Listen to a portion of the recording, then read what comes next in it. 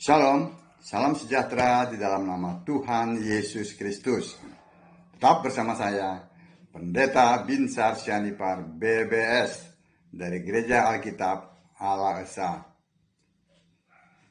Bapak Ibu yang saya kasihi, saya akan mengajak Bapak Ibu untuk merenungkan firman Tuhan dari Yohanes 6 ayat dari Matius ya. Matius 6 ayat 9 sampai yang 13 yang lebih dikenal itu dengan doa Bapa kami. Walaupun perikopnya bukan doa Bapa kami ya, hal berdoa itu perikopnya. Tetapi banyak orang ya, gereja-gereja itu lebih mengenal dengan sebutan doa Bapa kami begitu ya. Nah, 2 tahun yang lalu ya, begitu viralnya pada saat pendeta Henry Tan dari Gereja Alkitab Al-Asa itu membuat sebuah tayangan dengan judul sebaiknya doa Bapa kami tidak dilakukan lagi, gitu kan. Langsung tuh dihujat. Nah, padahal pendeta Henry itu menyampaikannya tuh dengan juga bukti-bukti gitu loh, didasari ayat-ayat Alkitab. Bukan sembarangan tafsir begitu. Tetapi para pendeta Tritunggal dengan pengikutnya ini langsung menghujat-hujat, langsung luar biasa. Dikatakan pendeta ini bodoh, pendeta ini gila, macam-macam lah gitu. Sampai itu ada tuh pendeta Calvinis ya, si anaknya sendiri tuh yang dari Indonesia bagian timur tuh, dia tuh membuat tayangan spesial untuk mengkantor tayangannya dari pendeta Henry ini. Dia langsung dengan nyelenehnya begitu ya, bahasa saya nyeleneh. Dia sodorin tuh ayat-ayat dulu katanya. Kenapa itu pendeta Henry itu mengatakan bahwa doa Bapa kami itu tidak usah dilakukan lagi. Karena pendeta Henry itu mengatakan bahwa Yesus itu adalah Bapa. Wah, gitu kan. Jadi kalau berdoa itu harus dalam nama Yesus, bukan nama Bapa. Begitu kan ya. Itu loh. Saudara bisa lihat tuh di YouTube tayangannya tuh. Nah, lalu disodorin sama dia tuh ayat-ayatnya. Tapi anehnya ayat-ayat yang disodorkan itu, yang penting ada tulisan Bapa Yesus, Bapa Anak, Bapa Anak, Bapa Anak. Dia nggak mengerti konteks waktu.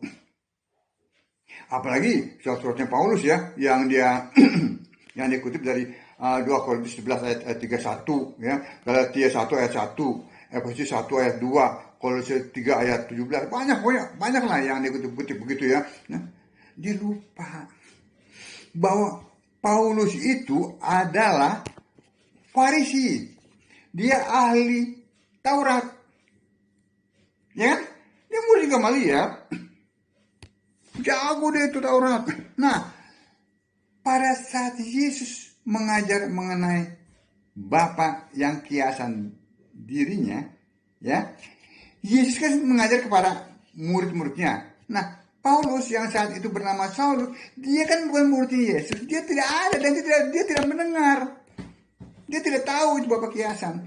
Yang dia tahu sebagai seorang Farisi ya, bahwa Bapa itu di Yesaya 9 ayat 5 itu Bapa kekal. Bukan Bapa kiasan. Kan ada 2 ya. Satu Bapa kekal, satu Bapa kiasan. Nah, Bapa kiasan itu siapa? Yesus. Ya kan? Kan membuat tentang Yesus. Yesaya 9 ayat 5. Ayo, siapa yang bilang itu bukan nubuatan tentang Yesus? Tritunggal juga pasti mengaku itu nubuatan tentang Yesus. Nah, Paulus mengacu ke Bapa kekal. Nah, si pendeta Tritunggal ini nggak ngerti. Dia pikir waktu pendeta Henry mengatakan bahwa alamat doa ya. Kenapa pendeta Henry katakan bahwa doa Bapa kami ini sebaiknya jangan dilakukan lagi? Karena alamat doanya sudah expired. Gitu. Ya kan? Coba perhatikan doanya, Bapa kami yang di surga, dikuduskanlah namamu. Nah, pada saat Yesus manusia, ya memang yang disembah itu Bapa. Di Yohanes 17 ayat 3, Bapa itu adalah Allah yang benar. Masa sih Yesus bilang, oh sembahlah aku. Kayak umat siapa lagi tuh. Nuntut gitu kan. Nggak mungkin manusia menyembah manusia. Karena Allah itu adalah roh. Ya kan? Nah, lalu Yesus setelah 33 tahun ya usia 3, dia melayani ya, pada saat umur 33 tahun dia mati, lalu bangkit dan naik ke surga, dia kembali ke posisi sebagai Allah. Nah, pada saat itulah kalau kita baca di Yohanes 16 ayat 26, Yesus mengatakan apa? Pada hari itu kamu akan berdoa dalam namaku. Tuh, nama siapa? Yesus. Dan tidak aku katakan kepadamu bahwa aku meminta bagimu kepada Bapa. Tuh. Kalau Allah itu Tritunggal, berarti Yesus itu sedang mengkudeta Bapa. Iya enggak? Betul kan? Nah, itu yang nggak dimengerti. Tapi anehnya lagi ini dengan gaya yang nyeleneh. Dia bilang gini. Allah itu menurut siapa bilang bahwa Calvinis tidak percaya Yesus?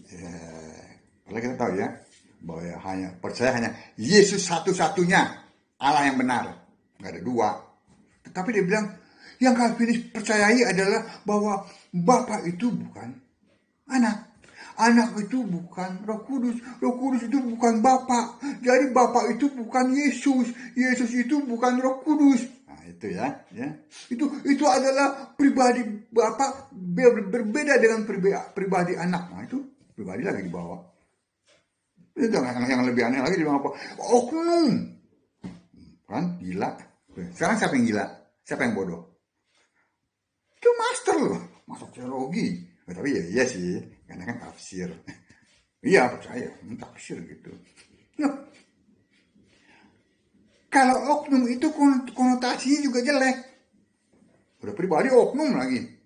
Ada berita, dibawa ke polisi tiga oknum karena kedapatan menggelapkan sejumlah dana. Oknum. Yang melakukan adalah bukan instansi, tetapi pribadi. Nah, tuh. Atau yang melakukan adalah oknum. Tuh. Oknum itu terbatas, pribadi itu terbatas. Tapi Allah itu adalah roh. Yohanes 4 ayat 24. Dia tidak terbatas.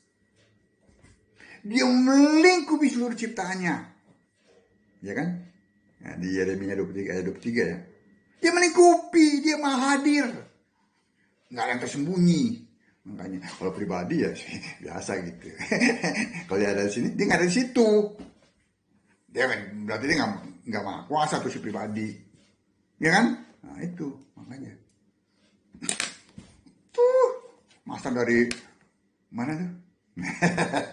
Calvinis. Calvinis.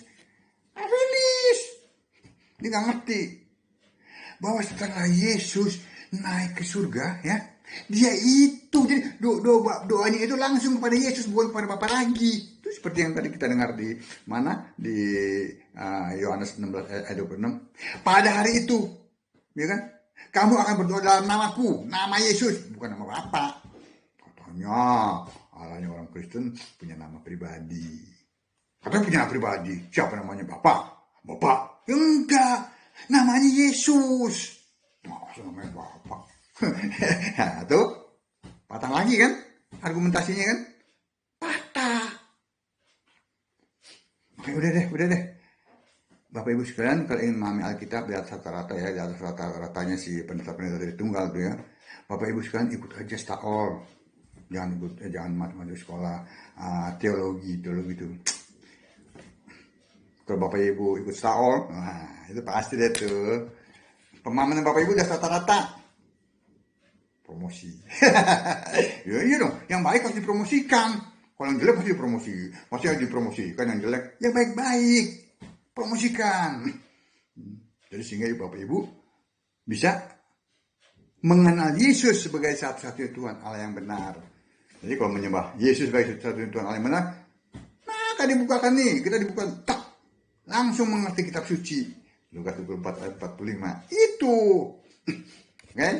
Nah itu tadi kenapa alasannya doa Bapa kami itu tidak dilakukan lagi. Karena alamat doanya salah. Tapi kalau mau dilakukan, silakan. Tadi alamat doanya sudah expired. Tapi kalau mau dilakukan, ya bukan Bapa kami, tapi Yesus engkau adalah Allah yang benar. Nah itu alamat doanya sesuai dengan Yohanes 16 ayat 26. Meminta dalam nama Yesus.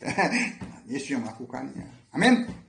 Amin. Oh ya, kita fokus lagi kepada tema kita mengenai bahwa doa Bapa kami itu bukan doa pribadi Yesus. Coba perhatikan di Matius 6 ayat 12-nya. Dan ampunilah kami akan kesalahan kami, seperti kami juga mengampuni orang yang bersalah kepada kami. Tuh. Nah, kalau itu doanya pribadi, doa pribadi Yesus, maka Yesus mengatakan, dan ampunilah kami. Itu termasuk dia. Tidak. Udah mulai ngerti kan? Mulai harus teliti baca Alkitab tuh. Kalau Yesus minta ampun berarti dia berdosa. Padahal dia ya untuk mengenapi Kejadian 3 ayat 15 itu ya, dia itu korban yang disediakan Allah, korban yang sempurna untuk mati di kayu salib menebus manusia berdosa. Karena korban yang disiapkan oleh manusia tidak ada yang sempurna. Roma 3 ayat 23. Karena semua orang sudah berbuat dosa dan kehilangan kemuliaan Allah. Dia berasal dari sorga. Tidak ada dosa. Tuh nih saya catat nih, di 1 Yohanes 3 ayat 5. Bapak Ibu mau catat? Kok saya bohong? Tidak ada dosa. Ibrani 4 ayat 15. Tidak berbuat dosa. Rohnya Roh Kudus. Bahkan dia menantang. Siapa di antara kamu yang tahu kalau saya berbuat dosa? Dia nantang tuh. Nggak ada satupun yang terjawab. Amin. Amin. Jadi jelas ya, bahwa doa Bapa kami itu bukan doanya Yesus. Tapi itulah formula doa yang diajarkan Yesus kepada murid-muridnya, pada formula doa yang sempurna. Karena murid-muridnya datang kepada Yesus ya, setelah murid-murid itu melihat bahwa Yohanes Pembaptis mengajarkan murid-muridnya berdoa. Mereka minta, guru ajarkan kami berdoa. Nah, Yesus mengajarkan doa yang tidak bertele seperti yang dilakukan oleh orang Farisi ahli Taurat itu.